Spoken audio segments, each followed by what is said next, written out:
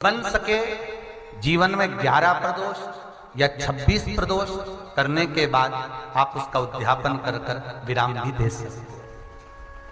पर जीवन में एक बार प्रदोष का व्रत मौका मिले, जिस कामना से जिस दिन का भाव आपके मन में आए कि मुझे रोग से मुक्ति पाना है तो ये प्रदोष मुझे करना है भाई, और रोग मुक्ति के लिए हम जो भी आपके मन में आ रहा है, संतान प्राप्ति के लिए शनिचरी प्रदोष, आप उसका स्मरण करें। फिर लिखा शिव महापुराण में, बड़ा सुंदर लिखा विद्या जी ने, मान लो आप प्रदोष का व्रत नहीं कर सकते, आप अगर व्रत नहीं कर सकते तो प्रदोष के दिन, प्रदोष काल में शाम का समय सूर्यास्त का कुछ पल कुछ घड़ी के पहले से लेकर बाद तक का प्रदोष काल के अंतर्गत आप शंकर जी के मंदिर में जाकर 1 लोटा पानी 5 बेलपत्र भी अगर समर्पित करते हैं तो संपूर्ण प्रदोष का फल आपके भाग्य में सफल हो जाए। बैसाख के महीने में पड़ने प्रदोष, ये सभी इतनी महत्वपूर्ण क्यों हो जाती है?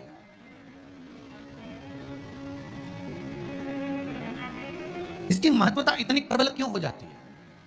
किस लिए?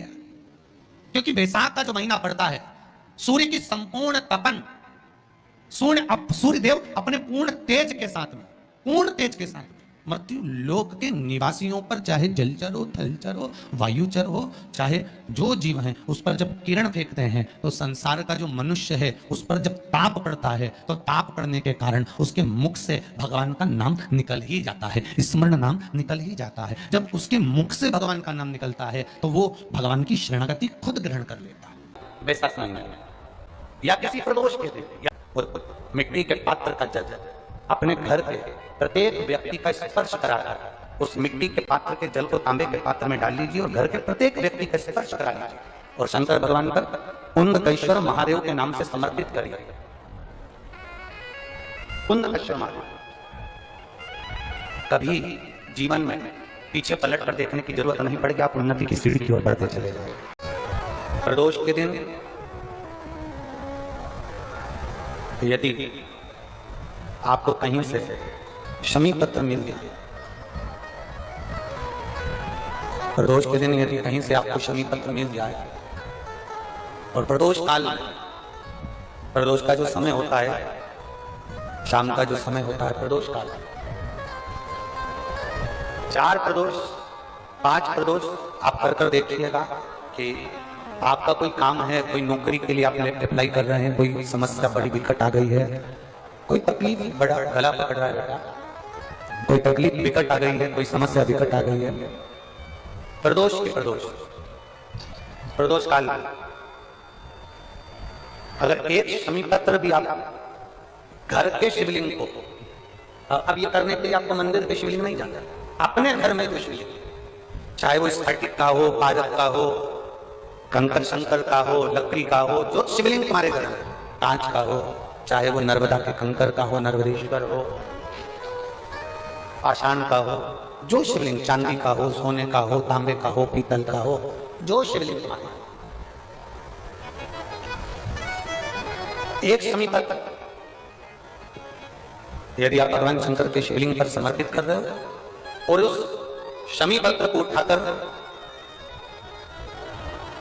रात्रि को 9:15 की जो एक मुहूर्त होता है, एक समय होता है, जिस समय पर हम अपने मन की बात भगवान शंकर को कहते हैं, पूर्व में भी इसका वर्णन हम कर चुके हैं कथा में।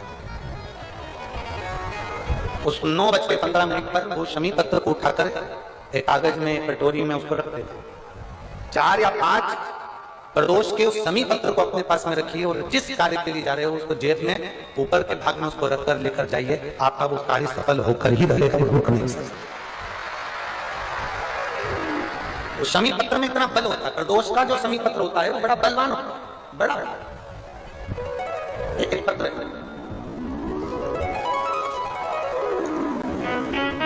शिव कथा कहती है प्रदोष के दिन, प्रदोष काल में शिव जी के नाम का स्मरण प्रत्येक को कर लेना चाहिए। और एक नंदीश्वर शिव महापुराण से एक बात सीख कर जाइएगा, अगर आपको लग रहा है कि दुख समाप्ति नहीं हो रहा है, एक बीमारी से उठे दूसरी बीमारी में लग गए, फिर कोई दुख आ गया, फिर कोई दुख आ गया, फिर कोई तकलीफ आ गई, फिर कोई तकलीफ आ गई, बार बार आपको लग रहा है कि दुख पीछा ही नहीं छोड़ रहा, तो नंदीश्वर शिव महापुराण की कथा आपको कह रही है, प्रदोष के दिन, प्रदोष काल में 2 जगह दिए लगाना प्रारंभ कर दो। पहला बेलपत्री के वृक्ष के नीचे, पहला दिया प्रदोष काल में, प्रदोष के दिन बेलपत्री के वृक्ष के नीचे, और दूसरा दिया अपने दरवाजे की चौखट के बाहर, मतलब अपन बाहर खड़े होंगे, अंदर की ओर दिया नहीं, बाहर की ओर। एक दिया बेलपत्र के नीचे, देवादिदेव महादेव से प्रार्थना कर कर, हे शिव शंकर, हे गौरी शंकर, हे शिव, आज प्रदोष का दिन, प्रदोष काल में आप भ्रमण के लिए निकलोगे नंदीश्वर के साथ में, ऐसी कृपा करना, आपके लिए मैंने द्वार सजाया है भोलेनाथ, आपकी दृष्टि मेरी चौखट पर भी कर देना, मेरी जिंदगी सवर जाए। इसलिए 2 दीप स्मरण करो। हाँ, अच्छा इशारा कर रहा है, सब समझ गए हो। जिस दिए को आप लगाओगे प्रदोष के दिन, प्रदोष काल में, एक दिया बेलपत्री के वृक्ष के नीचे लगाया है, और दूसरा दिया जब आप घर में प्रवेश करोगे तो राइट हैंड पर ही लगाएं। कौन से हैंड पर लगाएं? राइट हैंड पर। बहुत बहुत साधुवाद आपको दीदी, धन्यवाद। धन्यवाद। तो उन्होंने इशारा करके बताया कि दिया किस ओर लगाएं, कम से कम अपने को अंदाजा तो लग जावे ना दिया किस ओर लगना चाहिए। साधुवाद था, बहुत बहुत साधुवाद। इसको जागरूक श्रोता कहते हैं, जिनको कथा के प्रति रुचि है और भगवान के भजन के प्रति रुचि है, वो तुरंत भाव से उसको स्वीकार करें। तो 2 जगह दीप, पहला कहां पर लगाएंगे? जम के बोलो जरा। बेलपत्री के वृक्ष के नीचे। अब बेलपत्री के वृक्ष को भी समझना, कौन सा वृक्ष होना चाहिए? जो आप खड़े हो, दोनों हाथ ऊपर हो, उस हाथ तक भी उसकी पत्ती को स्पर्श ना हो पाए, मतलब उसकी छाया हमारे पूरे शरीर पर पड़े, तो बेलपत्री के वृक्ष की मूलता का आनंद है। जो छोटे बेलपत्री के वृक्ष होते हैं, छोटे छोटे जो पौधे होते हैं बेलपत्री के, इनको जल डालकर, खाद डालकर सिंचित करो, बड़ा करो, उनको पोषित कर कर, बड़ा कर कर कहीं अच्छी जगह उनको लगाओ। ये नहीं कि छोटी बेलपत्री के पत्ते तोड़ लो या छोटे से पौधे के पत्ते तोड़ लो, वो श्रेष्ठता नहीं है। शिव पुराण कहती है वृक्ष वो होना चाहिए जिसकी छाया हमारे ऊपर है। बाकी क्या आपके घर में आप बेलपत्री का पौधा लगाते हो, उसको बड़ा करो, बड़ा करने के बाद उसको कहीं अच्छी जगह पर लगाओ जिससे वो बेलपत्री का पौधा बड़ा हो जाए। बड़ा हो जाएगा, हम हैं नहीं हैं, कम से कम वो पौधा रहेगा, वृक्ष बनेगा। वृक्ष बनेगा तो उसकी पत्तियां टूट कर महादेव पर चढ़ेगी, तो हमारा कल्याण अपने आप हो जाएगा। उसमें लगाइए, आप वो बेलपत्री के पौधे को बड़ा करिए, उसको लगाओ, वृक्ष हो बड़ा। तो पहला दिया कहां लगाएंगे? बेलपत्री के वृक्ष के नीचे, और दूसरा अपने घर में प्रवेश करते समय राइट हैंड में बाहर। शिव तत्व को जानना। कौन से दिन? जम जम के बोलो जरा। प्रदोष के दिन। कौन से समय? प्रदोष काल, शाम का जो समय हो, शाम का समय, प्रदोष काल का समय भगवान को दीप प्रज्वलित कर दिया। शिव तत्व कह रहा है। नंदी ने शंकर भगवान से कहा, आपने वचन दिया था मेरे को, आपने मुझे वचन दिया था, आपने मुझे वचन दिया था भोलेनाथ कि प्रदोष के दिन, प्रदोष काल में नंदी तू मुझे जहां ले जाकर खड़ा कर देगा, उसके आसपास में जहां मेरी दृष्टि पड़ेगी, वो जो मांगेगा महादेव उसकी झोली खुशियों से भर देगा। परमात्मा पर भरोसा करने वाला और प्रदोष का व्रत करने वाला कभी खाली झोली लेकर नहीं जाता, याद रखना। जिसने परमात्मा पर भरोसा करा है और जिसने प्रदोष का व्रत करा है, उसको शिवजी ने आज नहीं तो कल, कल नहीं तो परसों दिया। जिसने बाबा पर भरोसा करा, जिसने सोमवार, पशुपतिनाथ ऐसे व्रतों को जो धारण करता है, कोई 16 सोमवार करता है, कोई पशुपति व्रत धारण करता है, कोई प्रदोष व्रत करता है, कोई सोमवार की अष्टमी का व्रत करता है, जो मांगा देगा। थोड़ा देर कर सकता है पर देने में पीछे नहीं देगा।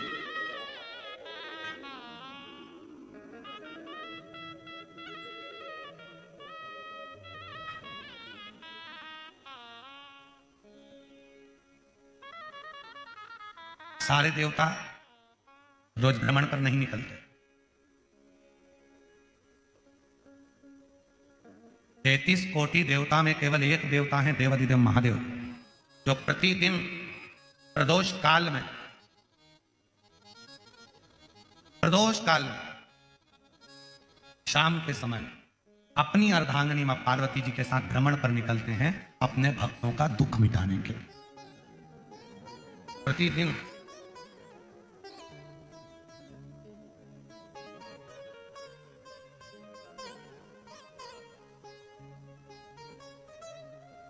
पहले दिन की कथा में श्री प्रकाश भाऊ जी की धर्मपत्नी श्रीमती टीना जी प्रकाश जी धारीवाल जी ने प्रश्न किया था उनके घर पर कि प्रदोष करना है। तो पहले तो मेरा निवेदन है कि प्रदोष को समझें कि प्रदोष का मतलब क्या। संसार का कोई मनुष्य कितने भी दोष कर ले, उसकी जिंदगी के सारे पाप उसने जितने भी करे हों, यदि प्रदोष का दिन है, जिस दिन प्रदोष है उस दिन यदि उसने व्रत धारण करा, केवल एक दिन ऐसा होता है प्रदोष का जिस दिन 33 कोटि देवता और 64 योगिनियां भी भगवान शंकर के सामने अपने मन की बात कहने के लिए प्रदोष काल में खड़े होते हैं और शिव जी अपने हाथों से उनके दुख मिटाते मिटाते जाते हैं। वो प्रदोष का व्रत होता है।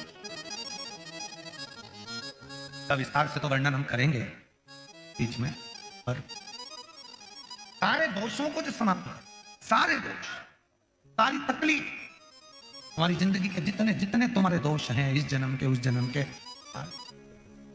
और जब भगवान शिव से आप निवेदन करते हैं, प्रार्थना करते हैं, उनसे अपने मन का भाव कहते हैं, प्रार्थना करते हैं, निवेदन करते हैं, तो शिव इसको स्वीकार करते। स्वीकार खड़े हैं देवता, भगवान शिव नेत्र बंद करके बैठे, भगवान विष्णु भगवान ब्रह्मा सब देख रहे हैं, इंद्रदेव पीछे खड़े हैं और पीछे से देख रहे हैं। उनको मालूम है नहीं मिलेगा, ये मिलेगा ही नहीं। पर तभी भगवान नारायण ने फिर जमकर हर हर महादेव कहा। ब्रह्मा जी फिर बोले हर हर, और भगवान नारायण ने और भगवान ब्रह्मा ने 3 बार ताली का जो नाद किया। चंड ने भगवान शिव को सूचना दी, सूचना देकर भगवान शंकर के नेत्र खुल गए, और शिव जी के जैसे ही नेत्र खुले, बाबा ओघड़दानी ने भगवान शंकर ने नेत्र खोलते ही सामने खड़े हुए भगवान विष्णु को, भगवान ब्रह्मा जी को, देवताओं को देखा और पूछा कि आप यहां पधारे, मुझे आज्ञा करते मैं आ जाता,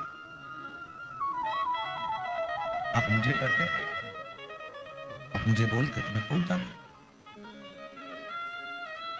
आप आए मुझे तो बुलाते, मैं पहुंचता आपके दरवाजे में।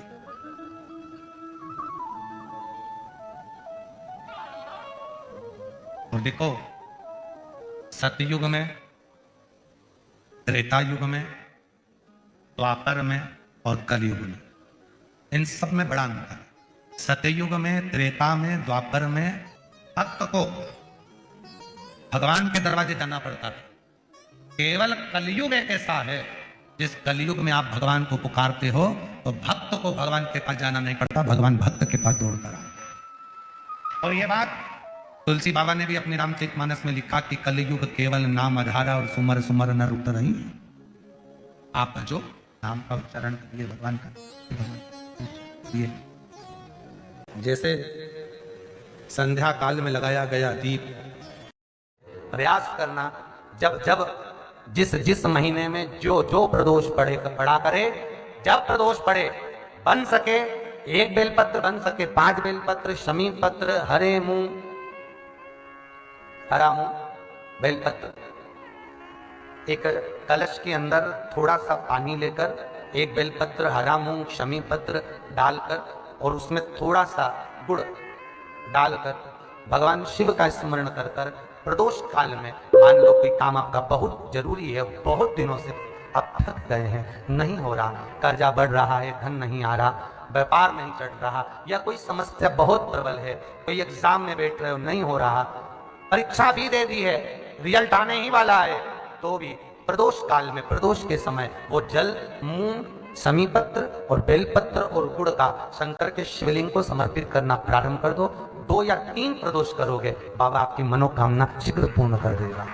2 या 3 करो। प्रतिदिन एक नियम बनाकर रखना चाहिए कि रोज शाम के समय पर अपने घर में प्रदोष काल के समय पर एक दीप जरूर लगाना चाहिए, और यदि बेलपत्र का वृक्ष है तो उस बेलपत्र के वृक्ष के सामने भी एक दीप अवश्य लगाना चाहिए।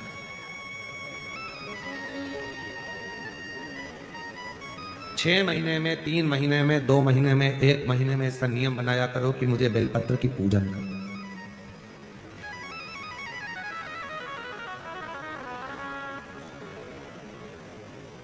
स्वयं माता लक्ष्मी जी ने भगवान नारायण को पाने के लिए बेलपत्र का पूजन किया। जब इंद्र की पूरी सत्ता चली गई थी, सारा की सारा धन इंद्र का चले गया था, असुरों ने उस इंद्र के सिंहासन पर अपना कब्जा जमा लिया था, तब इंद्राणी ने, स्वयं सची मां इंद्राणी ने शिव जी की साधना की, बेलपत्र के वृक्ष के, बेलपत्र की पूजन की।